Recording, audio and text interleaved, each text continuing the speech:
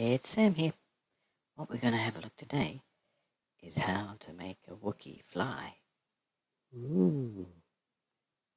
So it should be a bit of fun. Let's get into it.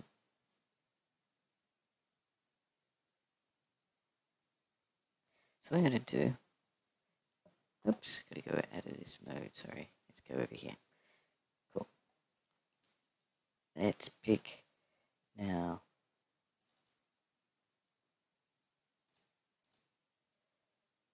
What happened last time is I made a copy. If in a previous one I talked about making a copy of the puppet by doing an export and then an import, and that's what I did. So this export one was the one I exported and reported in. So I'm going to edit that one without editing my original one, and I'm going to give him a balloon. So we make sure that we've got the right puppet loaded here, which we did.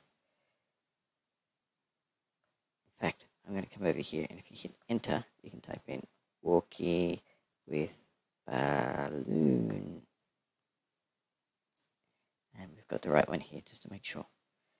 So we're going to type Control E, and I already opened it up before, so it's loaded up the PSD file.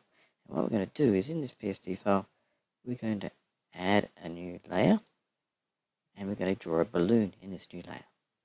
So let's call this layer balloon. And I'll show you why we're creating a new layer in a moment. So let's have a look. I've got a brush selected. It's got a nice big blob. Maybe a little bit bigger. And oops. And so we're going to have a string going up from his hand.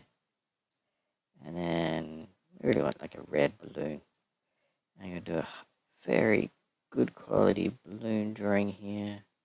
And color it in a little bit. Yes, I'm sure you could do a better job than this. But we wanted it to look a little bit like a kid's toy. Cool. So there we've got our balloon. Control S to save that. And come back to Character Animator. It loads it back in.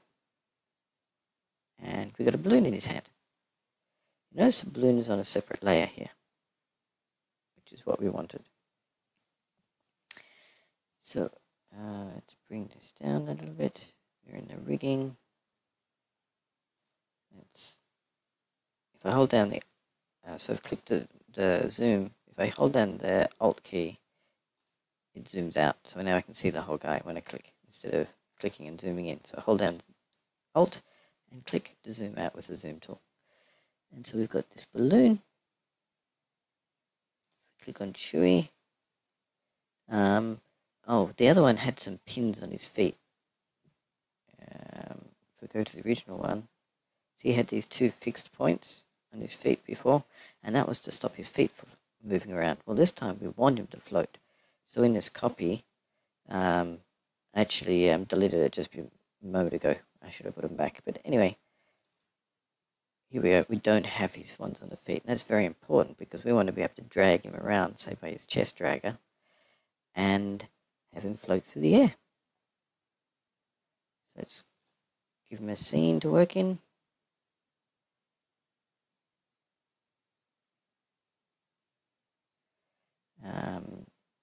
Scale him down so he fits. And I should be able to grab him. And here we go. And so I could just record this. And he's floating. What happens when we grab his hand? When he's moved his hands, you might notice the balloon's now sticking out sideways. And that's not really how a balloon normally works, is it? Turn them off. Get rid of the audio clip. And I had the zooms on. We're not talking about them yet. So, that's not really how we want it to behave. The balloon should always go straight up. Well, turns out we can fix that. If we go back to rigging, if you click and put the crown on this layer, but because it's a leaf layer and not a group, I can't do it. So I'm going to go to Control E And I'm going to rename the balloon layer. And if I put a plus symbol at the front of it, the plus symbol tells Character Animator to say, I really want this an independent layer. And what the independent layer means, gets this little crown symbol. And if we now click on this layer, there's this, it says what does it attach to, and what you do is this dotted thing is a centroid, and so what we're going to do is overlap somewhere of the rest of the Wookie to say this is where I want the balloon to attach to. So I'm going to attach it to his hand, because that makes sense. And then if I click on the balloon again, instead of world is what you saw before. If we go back into record, if I drag that, it's still going on the angle. So if I come back to rig mode and I change world to be hinge, what this will mean is when we rotate, it now hinges on that spot. And so I can do all sorts of things to the Wookie, but the balloon keeps doing its things pointing up. So if I come back and play this one now, yes, it's drifting along. But when I started doing the Wookie on a side, the balloon stays up and down. So key points out of this one so far is the independent layer to make sure that this balloon can twist independently to the rest of the body. So I had to draw it in a separate layer in the artwork. And getting rid of the pins just means I can drag him around to make him float through the sky. Now I could do all those linear blends, but if I really want him to make him sort of bob up and down in the wind, sometimes it is just easier just to drag him. And if I drag him by the hand, I can sort of rotate him around and sort of have all sorts of interesting things going on just by dragging him and so forth. And it does its best to keep up. Hey, let's just see how it works.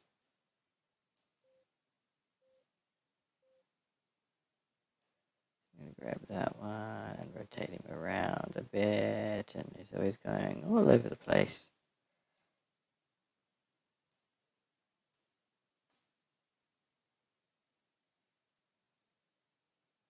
And you get the idea. So the balloon's going the right way, but he's upside down. Cool. So that's a simple way of just moving him around if he's going meant to be floating through the air. The important things that I start thinking about is like things like this balloon being, so we go into the rigging. When I'd put that plus in, Character Animator automatically created a group above the layer for me. And it does it because of that plus symbol. So I could have created the group by myself in the PSD file, but putting the plus there just did it automatically for me, which was convenient. Okay, one other thing before I finish up here. I used the same dragger for his hands and the body, and that was absolutely fine thing to do. But what you can also do is if I come up to the root here, when you start a new puppet for the first time, it gives you a dragger by default. But what you can do is you can add another dragger. And if you click on the dragger, oops, over here in the menu, you can actually rename it. So what I can call this one is Floating Body Dragger. And I could, actually what makes more sense, I'm going to put the word dragger floating body. I'm going to put the word dragger first. And the reason for that is to keep them up next to each other. They're called dragger hands. And so now I've got two draggers. One's for the hands, one's for the floating body. So if I go into the recording,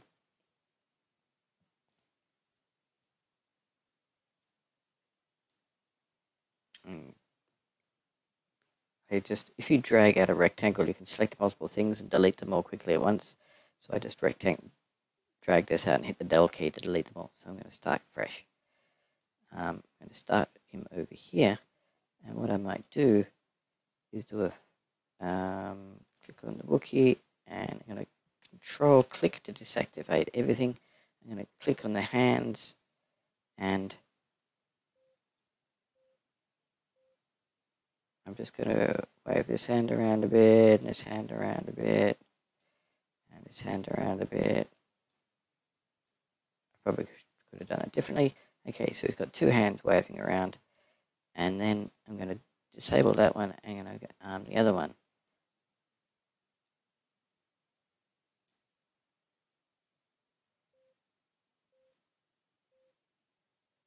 And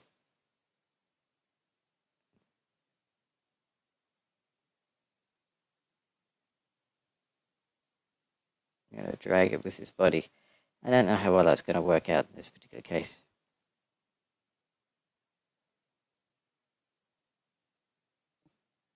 Yeah. So you can sort of, it just gives a way of keeping the recording separate. Is it necessary? No. Sometimes it's useful because you can see the other drags going on while you're doing your neural drag.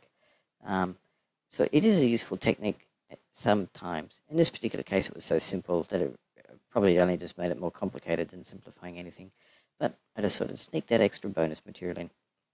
Anyway, so here was a puppet floating around. The most important thing is not to have pins,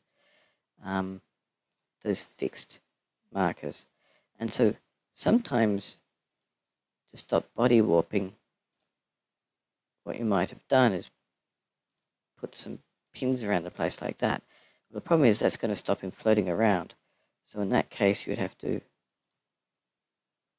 click on it and hit the del key, click on it, hit the del key, and a stick across would probably achieve pretty much what those pins did, but it will keep the body relative to each other. It would stop those hips from going in funny directions if that was being the problem.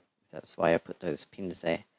But if you want to drag him around, you can't have the pins on because that will actually be stick. Okay. That was all I wanted to say this one.